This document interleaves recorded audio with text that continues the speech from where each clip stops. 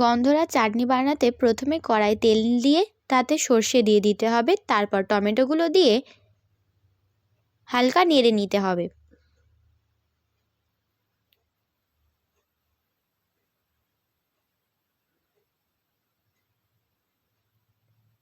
তারপর সামান্য নুন দিয়ে ভালো করে নেড়ে নিতে হবে।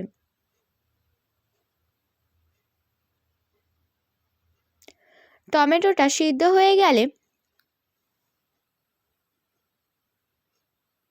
তাতে চিনি দিয়ে ভালো করে নেড়ে নিতে হবে। তারপর লালচে লালচে রং এলে তাতে আদা কুচি দিয়ে ভালো করে নেড়ে দিতে হবে।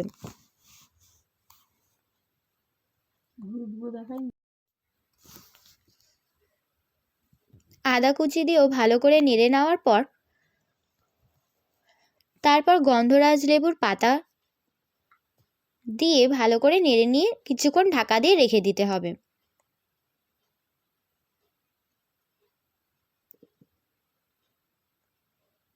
তৈরি হয়ে যাবে গন্ধরাজ চাটনি। এবার টেস্টি টেস্টি গরম গরম গন্ধরাজ চাটনি পরিবেশন করুন।